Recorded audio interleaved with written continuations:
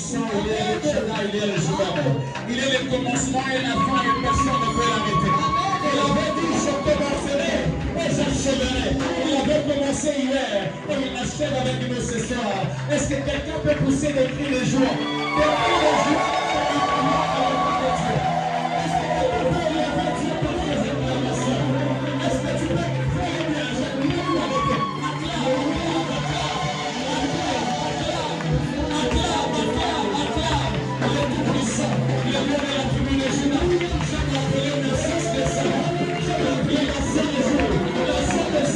C'est lui qui ne périt jamais, c'est lui qui a source intarissable, c'est lui qui a la révélation, c'est le même qui est descendu, c'est le même qui est monté, et qui a pu toutes les choses, c'est le même qui j'ai tout fléchi, et qui est là et qui reste,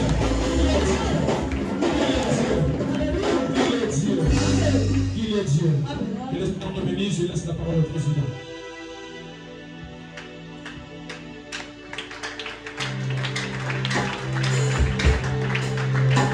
De deux entités, chers jeunes chrétiens, chers papas, chers mamans, distinguez les invités à vos rangs de qualités respectives. Bonsoir.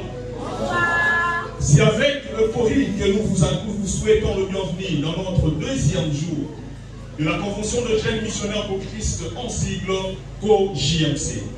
Parce que mieux vaut la fin d'une chose que son commencement. Savoir que vous nous avez encore une fois de plus honorés par votre présence. Veuillez recevoir à travers ces quelques lignes l'expression de notre gratitude. Avant tout, je voudrais au nom de la JMC à Cap remercier notre intervenant de ce soir, le frère M. Georges, qui, malgré ses multiples occupations, a accepté à répondre à notre invitation. Que Dieu soit vous bénisse.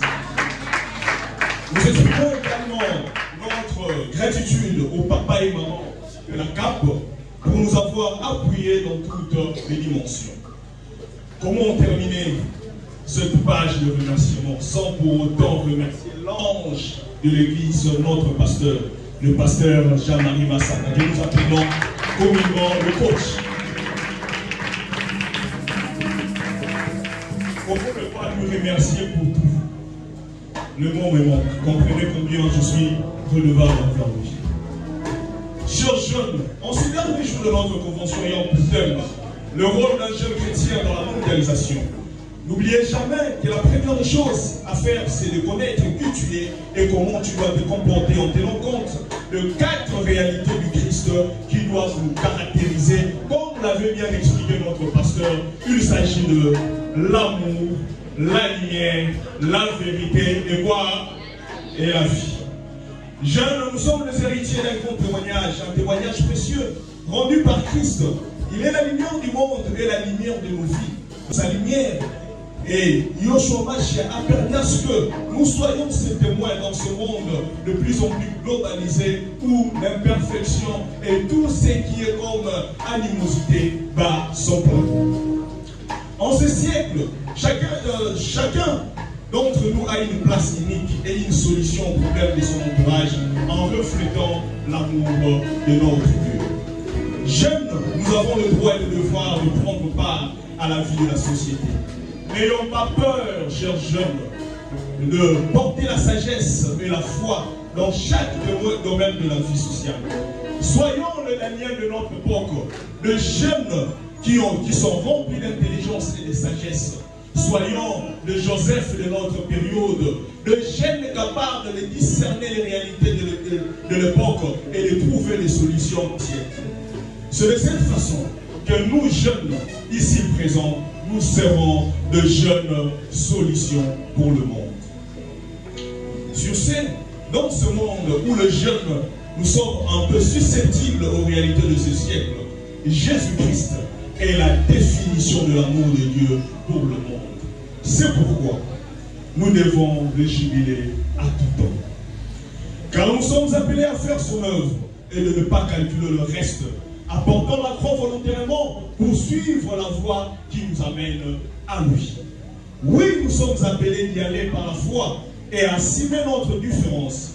Yébela Ndeko, Yébela. Et tu vas nous moquer sur ça, mais en tout et pour tout, sachez-le très bien que le coup est à gagner.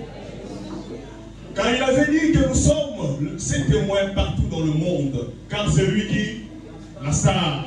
Il avait dit que nous sommes le seul de la terre et la lumière du monde. Or, c'est lui qui a éclairé nos chantiers. Donc, c'est lui, la star. Tout ce que nous réalisons, nous ne le réalisons pas par notre force, mais grâce à lui qui nous a fortifiés, car c'est lui, la star. Si nous sommes ici présents, c'est autour d'un seul nom qui a été souverainement élevé, car c'est Jésus, la star.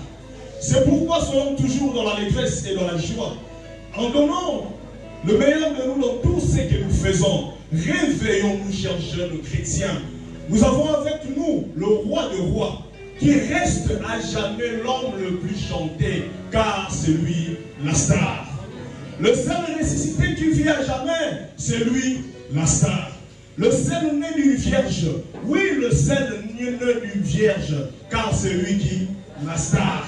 Que Dieu illumine les yeux de nos cœurs, pour que nous puissions comprendre l'espérance à laquelle nous sommes appelés. Si d'autres sont illuminés dans le mal, nous sommes illuminés du Christ, car c'est lui, la star. C'est pourquoi, partout où nous sommes, nous devons prier. Mais cependant, ne jamais oublier, dans notre ascension, que c'est Yoshua Mashiach, la star. Que Yoshua Mashiach nous bénisse. Applaudissons l'Éternel, applaudissons l'Éternel. Est-ce qu'à la fond de l'équipe connaît que c'est Yoshua Mashiach? Si nous sommes ici présents, ce n'est pas pour nous soumettre nous-mêmes, ce n'est pas pour nous regarder, mais c'est pour élever celui qui est assis sur le trône. C'est lui qui s'est donné par la foi. Il n'a pas regardé sa grandeur, il n'a pas regardé ce qu'il avait comme privilège au ciel, mais il a accepté de mourir à la croix pour qu'aujourd'hui nous puissions avoir ses assises. C'est sous vos applaudissements que nous accueillons notre conférence ce soir. Le Saint-Ange avec vos applaudissements. Dieu vous bénisse abondamment. Nous allons prier, rendre grâce au Seigneur. Seigneur, nous te disons merci. Merci parce que tu es là, mon Seigneur. Merci parce que tu nous honores encore une fois de ta présence. Merci Jésus-Christ parce que tu vas nous parler. Merci parce que tu permets que nous puissions entendre ta voix. Ce qui est bien dans ta présence, c'est que même la personne qui a la parole, en réalité, il n'a pas la parole parce que nous ne sommes que des instruments que tu utilises. En ta présence, même celui qui tient le micro est aussi en train de t'écouter. Merci parce que nous tous, ici, autant que nous sommes, nous allons t'entendre nous parler. Alors Seigneur, parle-nous. Je n'ai pas l'intelligence nécessaire, la sagesse nécessaire pour transformer une vie, mais Seigneur, c'est toi qui as la capacité. Alors je prie, Père éternel, que ce soir tu fasses ta volonté. Dans le nom puissant de Jésus, que nous avons ainsi prié, nous disons Amen. Amen.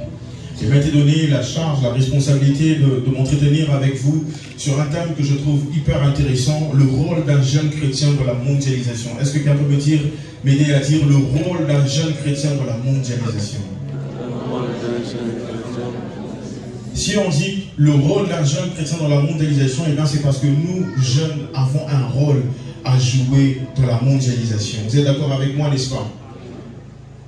Il faudrait identifier, mais non, c'est quoi ton rôle en tant que jeune chrétien dans la mondialisation? C'est quel rôle tu es appelé à jouer? Nous allons d'abord définir le mot mondialisation. Qu'est-ce qu'on entend par mondialisation? Une définition purement tirée du dictionnaire dira que la mondialisation est un processus continu d'intensification et de fluidification des échanges. C'est-à-dire que les échanges s'intensifient et se fluidifient. C'est-à-dire qu'on a la capacité de procéder à des échanges de façon beaucoup plus simple et beaucoup plus facile. Je vais donner un exemple. La mondialisation nous aide, par exemple, aujourd'hui tu es à Kinshasa, tu peux utiliser Western Union pour envoyer de l'argent à Béni, par exemple, en Europe, ainsi de suite. Amen, amen. La fluidification des échanges, c'est fluide, c'est-à-dire c'est plus simple, c'est plus facile. Les échanges, on parle d'échanges, toutes sortes d'échanges également. Avec ton téléphone, tu peux faire des merveilles. Amen, amen. Tu peux appeler ton frère qui vit au Canada, tranquille, vous parler. Il fait jour là-bas, ici c'est le soir, mais vous pouvez discuter. Amen, amen. Les avantages de la mondialisation.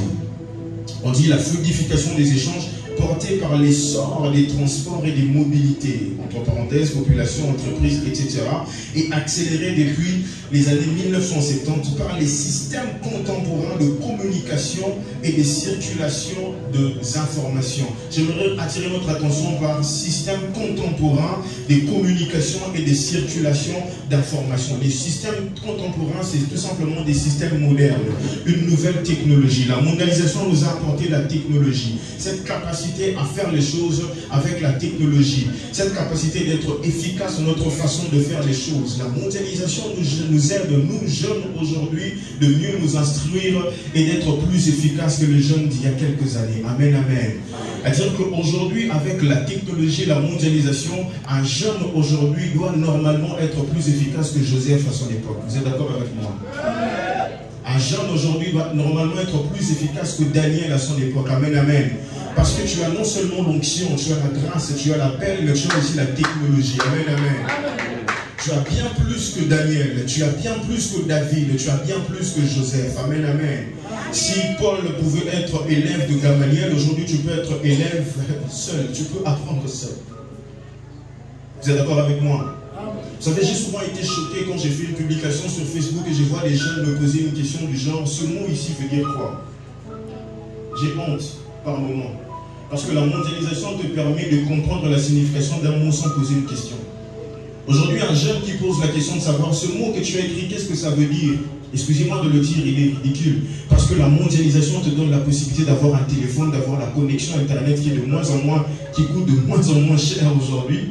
C'est de plus en plus moins cher, n'est-ce pas? Et apprendre la signification des mots, ça ne te coûte pas beaucoup de méga. Amen. La mondialisation te permet de t'instruire toi-même. Et même pour les sœurs, vous savez qu'aujourd'hui, tu ne peux pas donner des raisons du genre, non, moi je ne sais pas cuisiner parce que maman est partie trop tôt. Aujourd'hui, grâce à la mondialisation, il y a des chaînes sur YouTube qui te permettent d'apprendre à cuisiner. La mondialisation. La mondialisation te rend efficace. En plus d'être équipé par le Seigneur, la mondialisation te permet de tout faire et de tout apprendre par toi-même. Un jeune, je le répète, aujourd'hui, grâce à la mondialisation, est censé normalement être plus efficace que Joseph, que Daniel, plus efficace même que Jérémie. Alléluia. Vous savez, Jérémie, c'était un prophète. Tu vas me dire, ben Jérémie quand même. Tu vas me dire que Élie, c'était un prophète. Mais il y a aussi un passage de la Bible qui nous dit qu'Élie était aussi un homme de la même nature que nous. Mais nous avons l'avantage qu'Élie n'avait pas. Nous avons l'avantage de parler avec un micro. Nous avons l'avantage de prendre la moto. C'est-à-dire qu'un déplacement qui devait prendre des mois à Élie et même à Jésus le jour de sa chair, tu peux prendre l'avion grâce à la mondialisation. Et aujourd'hui, tu n'as même pas besoin de prendre l'avion pour aller prêcher en France. Tu prêches sur ta page Facebook, les gens en France te suivent. Je suis en train d'énumérer toutes ces choses pour te prouver à quel point tu es privilégié. Le problème avec nous, c'est que nous ne rendons pas simplement compte des privilèges que nous avons aujourd'hui grâce à la mondialisation. Vous savez, nous passons souvent notre temps à dire que les réseaux sociaux pervertissent la jeunesse, les réseaux sociaux pervertissent la jeunesse. Le thème de ce soir, c'est le rôle d'un jeune chrétien dans la mondialisation. Pendant que les réseaux sociaux pervertissent la jeunesse, ton rôle à toi, jeune chrétien qui est présent sur les réseaux sociaux, c'est de faire le contrepoids. Pendant que les influenceuses pervertissent nos sœurs, toi, sœur en Christ qui chante à la chorale, qu'est-ce que tu postes sur Facebook? Qu'est-ce que tu postes sur TikTok? Qu'est-ce que tu postes sur Instagram? Nous devons arrêter de nous plaindre, les amis. Nous devons arrêter de nous plaindre. Un enfant de Dieu ne se plaint pas. Un enfant de Dieu ne se plaint pas. Un enfant de Dieu ne se plaint pas. Nous sommes créés à l'image de Dieu. Notre Dieu est le roi des rois. En réalité, nous sommes des rois. Parce que nous sommes créés à l'image du roi. La Bible déclare, tel il est, tel nous sommes dans le monde. C'est-à-dire que si Dieu est roi, je règne aussi sur terre. Parce que je suis le fils du roi. Tu es une reine, tu es un roi. Un roi ne se plaint pas, une reine ne se plaint pas. Avez-vous déjà vu le président de la République passer à la télé se mettre à se plaindre? Non, ça ne va pas. En tout cas, j'y arriverai. Vous l'avez déjà entendu dire j'y arriverai pas. Chaque fois qu'il fait une apparition publique, il est toujours tête haute. Parce que c'est lui le garant de la nation. Amen. Nous sommes appelés à régner, frères et sœurs. Nous ne sommes pas venus subir la vie sur terre. Nous sommes venus sur terre pour impacter. L'apôtre Paul dit que nous sommes ambassadeurs pour Christ. Vous savez, si vous allez à l'ambassade des États-Unis, j'ai déjà vu dans un film, il y avait des émeutes dans un pays en Asie, un pays arabe. Ça tirait partout. Et des gens sont allés se réfugier dans l'ambassade des États-Unis installée dans ce pays arabe-là. Puisqu'ils étaient dans l'ambassade des États-Unis, ils étaient considérés comme étant aux États-Unis.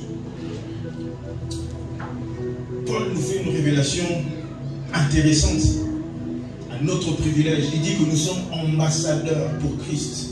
C'est-à-dire que l'Église telle que nous sommes là, nous sommes ambassadeurs de Christ, donc nous constituons l'ambassade de Christ sur terre. C'est-à-dire que de la même manière que celui qui est dans l'ambassade des États-Unis à Gombe n'est plus normalement à Gombe, il est aux États-Unis, tenant compte des papiers et des accords qu'on a signés avec eux. Mais normalement, on fait tuer le ciel sur terre. C'est ainsi que la Bible te fait la promesse, qui s'accomplit d'ailleurs tous les jours, que ce que tu lis ici est aussi lié là-haut. Et bien parce que quand tu pries, le ciel te reconnaît comme faisant partie intégrante du ciel. Amen. Nous ne sommes pas venus en pèlerinage, mon frère, ma soeur. Nous ne sommes pas venus en promenade sur terre. Nous sommes venus impacter. Chaque jour, quand je me réveille le matin, je me dis, aujourd'hui je veux impacter. Nous sommes venus impacter. Je ne suis pas venu m'amuser. Je ne suis pas venu m'amuser. Je ne suis pas venu ici pour ressembler à quelqu'un. Je suis créé à l'image de Dieu.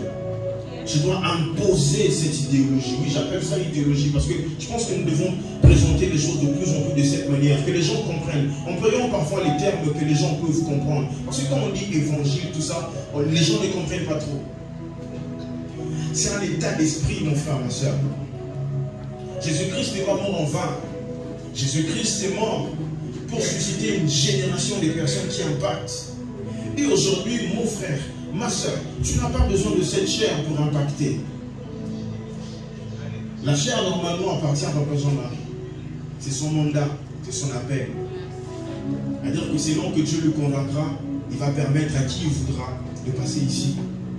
Mais le fait de ne pas passer ici ne doit pas te limiter. Quand on est là, dans ton élan, pour impacter cette génération.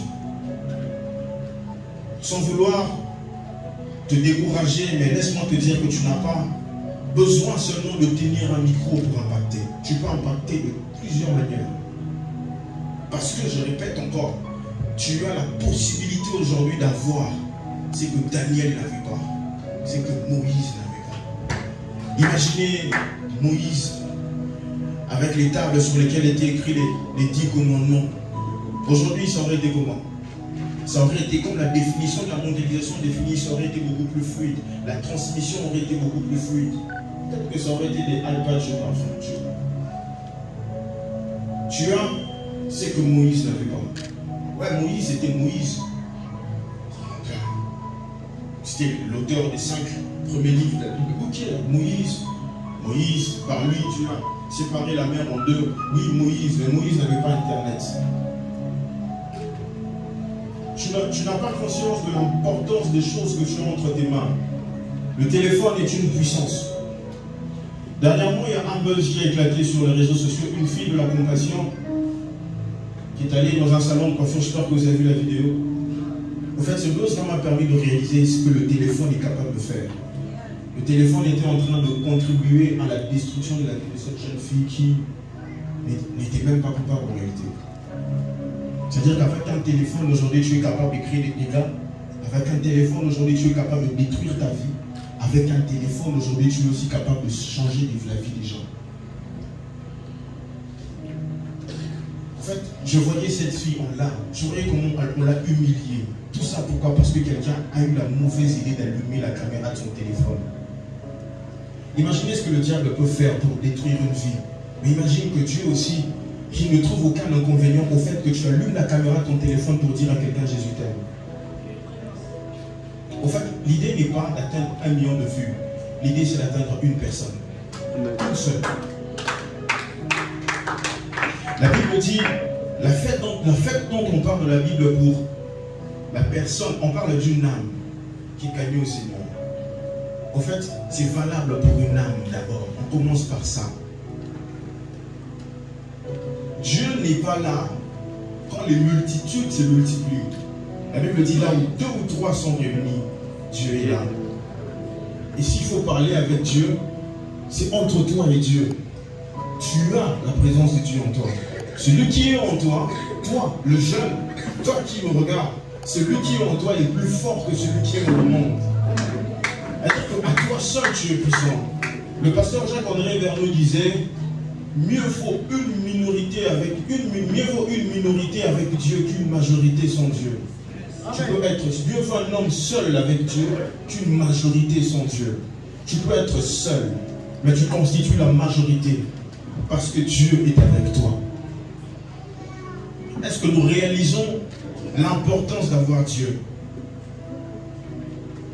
L'apôtre Paul, parlant du fait de connaître Christ, il en parle comme étant son bien suprême. Le bien suprême qui est le fait de connaître Christ. Dans la version Luce et Bon, on dit l'excellence de la connaissance du Christ. Il en parle comme quelque chose d'excellent. C'est excellent de connaître Christ. Notre bien suprême à nous, ce n'est pas le fait de s'acheter une voiture. Jeune, tu te dis peut-être que tu te donneras à toi-même de l'importance le jour où tu auras 20 000 $ pour t'acheter une Jeep. Non, tu as déjà de l'importance parce que tu connais Christ. Paul connaissait Christ, il connaissait tellement l'importance de connaître Christ. Il a dit, car Christ est ma vie et même la mort m'est un gain. Il dit, c'est-à-dire que je connais Christ, j'ai l'impression d'avoir accompli tout ce que j'avais à accomplir. Christ, c'est déjà ma vie. Ce n'est pas que je t'encourage à ne pas travailler.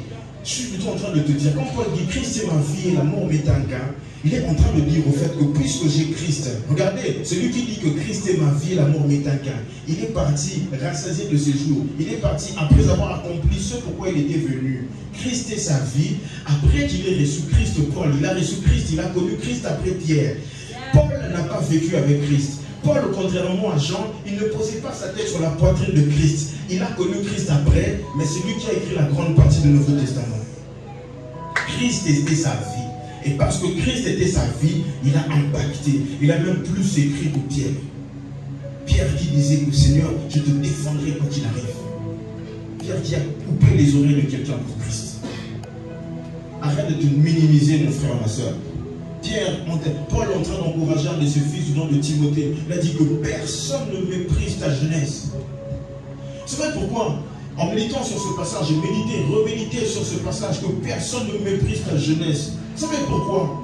Pourquoi ça doit revenir? Pourquoi on doit se le rappeler? Eh bien parce que les jeunes, à cause de notre jeune âge, nous sommes méprisables, facilement méprisables. On nous méprise facilement. Pourquoi? Parce que jeunesse rime avec inexpérience. Jeunesse rime avec incompétence. Je ne dis pas que c'est vrai, c'est les humains qui l'ont conçu comme ça. Les hommes disent que les jeunes, ils sont incompétents. Qu'est-ce qu'il a fait de la vie? Qu'est-ce que lui, il a à nous apprendre? Dernièrement, j'étais en train de faire un post, j'étais en train de condamner toutes ces mauvaises pensées que les influenceurs et les influenceuses sur Facebook sont en train de distiller parmi les jeunes, disant que non, tous les hommes sont infidèles. Vous savez, vous tombez souvent sur des publications comme ça, n'est-ce pas? On dit aucun homme fidèle n'existe, il n'y a plus d'hommes fidèles. Il y en a qui ont tellement été blessés par des relations qui se sont mal terminées, tellement fatigués par le diable, détruits complètement par le découragement et la dépression. Les esprits, les démons l'ont découragé. Il vit dans une dépression qui n'en finit pas, il a le cœur brisé, il ne veut pas se relever. Il s'en va sur Facebook déverser toute sa frustration. Je fais une publication où je dis, frères et sœurs, faites attention à cela. Quelqu'un qui croit en Dieu ne peut pas déclarer qu'aucun homme fidèle n'existe. Parce que quand tu dis ça, en fait, tu ne crois pas que Dieu est capable de rendre un homme fidèle. Il y a des gens qui viennent me dire, frère, tu t'es marié même pas 10 ans. Je commence déjà à donner des conseils. Tu n'en as même plus le droit de dire des bonnes choses.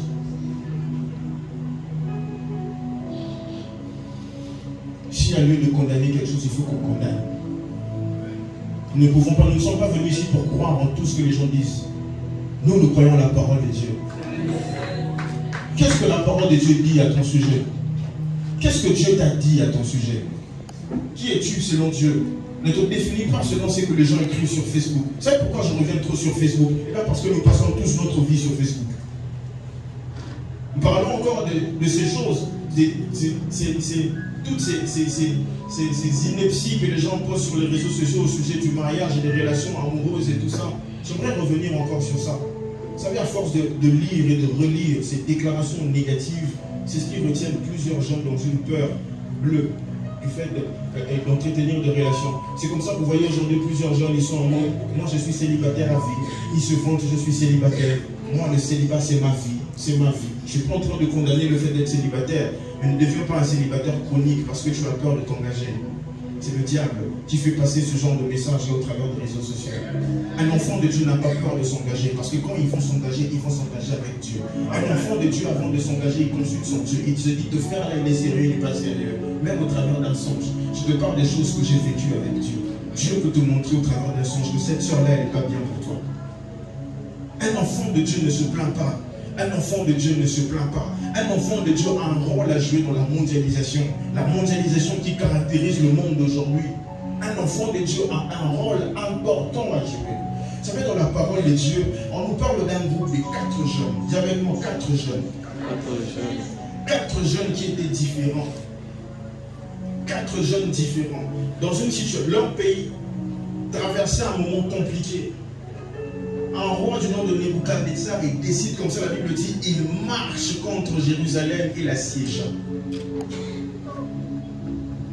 Pendant que Nebuchadnezzar assiège Jérusalem, le pays complètement par terre, la Bible dit, la Bible nous parle de 4 de ces 4 jeunes-là. Nous allons lire dans Daniel chapitre 1. Commençons au verset 3. Daniel chapitre 1, verset 3. Vous savez, l'autre avantage de la mondialisation, c'est que la mondialisation nous permet d'avoir une Bible dans ton smartphone. Tu ne vas plus feuilleter. Nous avons facilité mon besoin dans mon besoin comprendre un été. Tu sais l'avantage de la mondialisation, je vais te donner un secret. Tu te souviens d'un passage biblique qui dit par exemple que non, que ce livre de la loi ne s'éloigne pas de ta bouche. Tu ne sais pas le situer dans la Bible. Ce morceau-là dont tu te souviens, mettons dans Facebook, ma petite Bible à côté. Google a fait ce verset. Et ça, l'astuce, non, autant soyez évité. Vous avez un mot évité. Est-ce que tu comprends ce que je dis?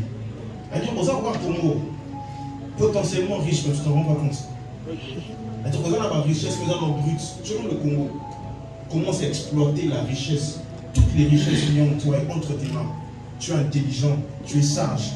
Que personne ne te dise le contraire.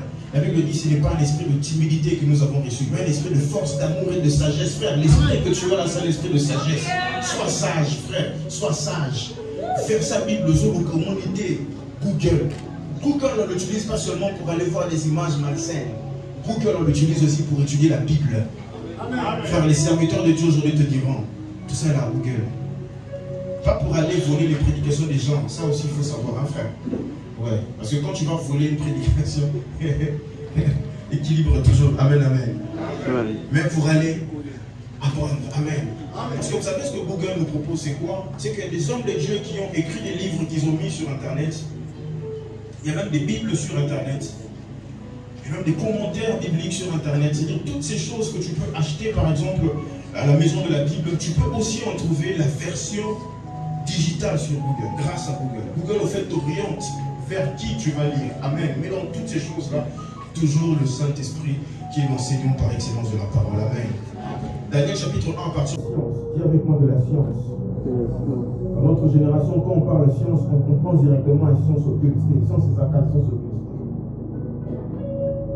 Amen, amen. Quand on parle de science, ne sois pas effrayé. La science, c'est tout ce qui se rapporte à l'intelligence, à l'innovation. La Bible dit, Dieu accorda à ces 4 jeunes gens de la science, de l'intelligence, dans toutes les lettres, et aussi de la sagesse, très important. Et Daniel expliquait toutes les visions et tous les songes. Il y avait une dimension spirituelle et une dimension intelligence dans la vie de Daniel. Il était très équilibré. Il pouvait expliquer un songe, mais il pouvait aussi être intelligent. Ne sois pas un chrétien déséquilibré. Tu viens seulement à l'église, mais tu ne sais pas lire un livre. Amen, amen.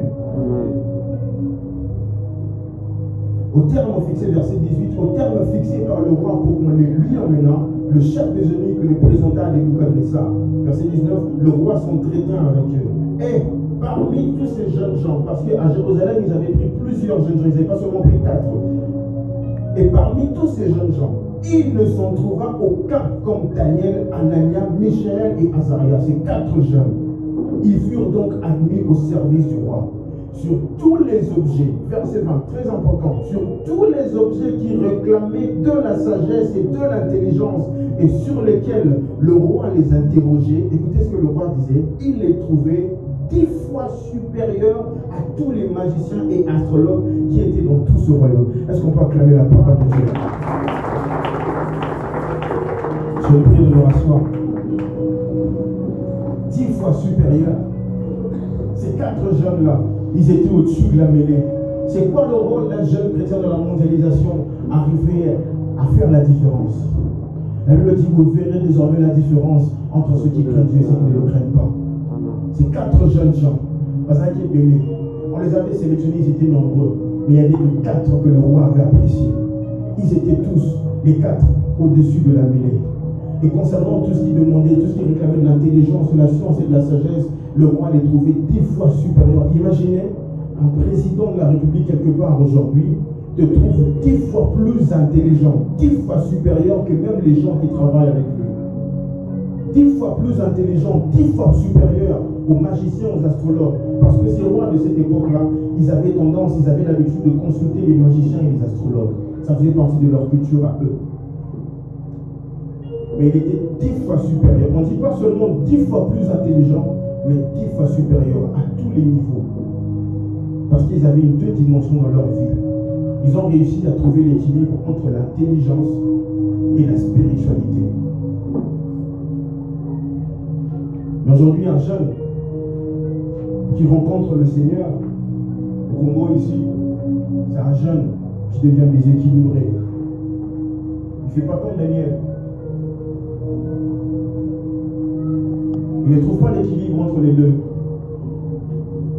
Ce qui nous caractérise, nous les jeunes de cette génération, c'est que parfois on est déséquilibré malheureusement.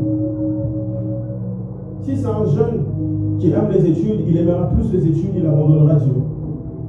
Mais s'il aime Dieu, il aimera plus Dieu, considérant que Dieu et les études ne vont pas ensemble. Je me souviens, moi à l'époque, mon pasteur, j'étais à la chorale. Quand c'était le moment d'aller faire les examens, il nous disait, allez, faites les examens. C'est juste un temps. Ça prenait généralement une semaine. Il dit, concentrez-vous. Allez-y, concentrez-vous, parce qu'il savait qu'un jeune qui fait bien ses examens, réussit, il passe de classe et finit par avoir un diplôme. Amen. Le rôle d'un jeune chrétien dans la mondialisation, c'est arriver à trouver, à se donner tous les moyens pour être davantage intelligent. Amen, amen. Est-ce qu'on me suit? On est ensemble, frères et sœurs. On est ensemble. Amen. Regardez ce qui se passe avec ces 4 jeunes. On les prend. Le roi qui détruit leur pays, le roi qui assiège leur pays, il les prend. Mais le même roi qui a du mépris pour eux, qui est censé avoir du mépris pour eux, lorsqu'ils arrivent chez eux, ils trouvent en eux des dons, des talents, et ils trouvent en eux de l'intelligence, de la science et de la sagesse. Il est finalement devenu leur fan. Il a directement commencé à avoir de l'admiration pour eux. Frère, dans ce monde où il y a caractérisé par la mondialisation, ce qui te donnera de la valeur, c'est ta capacité à te donner les moyens d'être intelligent. Aujourd'hui, on se plaint, je ne trouve pas de travail, je suis chômeur, je suis à la maison. Est-ce que tu arrives à te donner les moyens d'être compétent? Parce qu'aujourd'hui, les entreprises cherchent des jeunes compétents. Pendant que tu te plains que dans cette entreprise-là, on ne m'engage pas. Non, moi, je n'ai pas de travail. Mais encore, il y a aussi des jeunes, j'en connais plusieurs, qui ont trouvé du travail dans ce pays. Simplement parce que, en plus du fait de prier, ils ont trouvé le moyen de devenir incompétents. Plutôt, de devenir compétents. Frère, jeunesse ne rime pas avec incompétence. Jeunesse ne rime pas avec incompétence. Tu peux être jeune et compétent. Vous savez à quel moment David a reçu l'onction pour la royauté? Il était encore adolescent. Déjà adolescent. Joseph, pareil. Il était encore tout petit. Il avait encore l'âge où ses grands frères pouvaient encore crier sur lui. Mais il avait des rêves auxquels il s'est accroché. Vous savez, même pendant tout le temps qu'il a passé en Égypte avant qu'il ne devienne premier ministre, Joseph, tout son comportement, il se comportait en fonction de ce que Dieu, en tenant compte de ce que Dieu lui avait dit dans ses rêves. Lorsque la femme de Potiphar vient le tenter, Joseph refuse de tomber. Ce n'était pas pour le plaisir, parce que tomber face à une Égyptienne, femme d'un dignitaire, c'est pas facile. Elle est déjà belle, elle est attirante, elle est tout ce que tu veux, elle sent bon, elle a l'argent. Alors que tomber avec la femme de Potiphar, humainement parlant, devait être tentant. Mais Joseph savait ce que Dieu lui avait dit. Il savait où il allait avec Dieu. Il avait des rêves. Il a préféré dire non. Et oui, au Dieu qui l'a emmené jusqu'au sur le trône du Premier ministre.